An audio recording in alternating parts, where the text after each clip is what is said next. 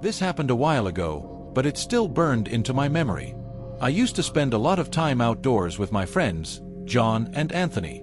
One day, we decided to go fishing deep in the woods near some farmland. Things didn't go smoothly. The farmer spotted us, chased us out with his dog, and even threatened to call the cops. The strange part was that he was already on the phone with someone else the whole time. We thought it was weird, but we laughed it off. Instead of leaving it alone, we made the dumb decision to go back the next day and sneak onto the property just to explore. We started in the late afternoon, about an hour before dark. The land was huge, stretching across acres, and even though we studied it on Google Maps, it was still easy to get turned around. At first, it seemed harmless.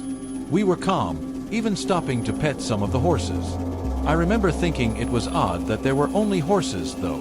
My uncle's much smaller farm had all kinds of animals, but this property only had one. I brushed it off, figuring maybe the owner just specialized. We eventually found a fence bordering the land. John led, I was in the middle, and Anthony brought up the rear. That's when we stumbled across a rundown house surrounded by luxury cars, Corvettes, Raptors, Porsches, Range Rovers, Ferraris, even a Bentley. Some were gutted and stripped for parts. It didn't take long before we realized we'd probably walked right into some kind of criminal operation. Still, we crept around, wide-eyed.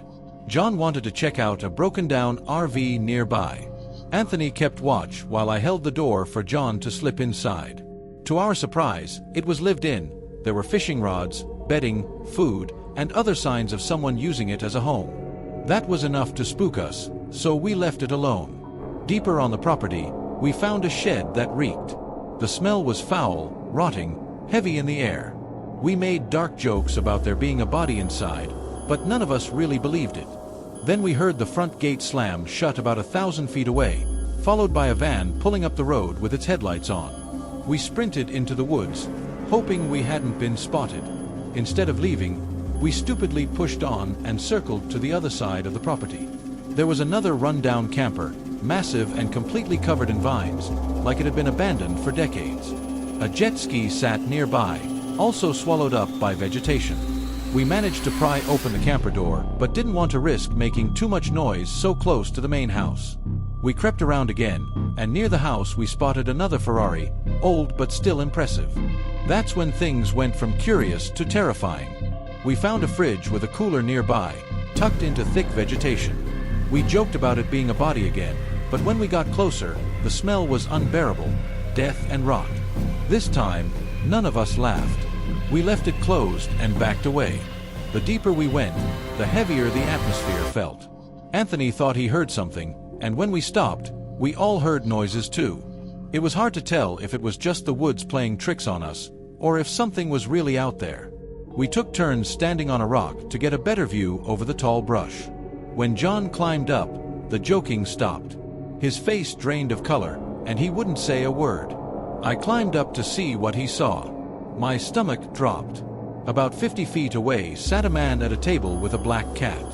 That alone wasn't the strange part. The horror was his face, or rather, the lack of one. No eyes, no nose, no mouth, no features at all. His head was small, unnaturally smooth, white like medical tape or plaster. I don't know if it was real or if he was bandaged somehow, but I know what I saw.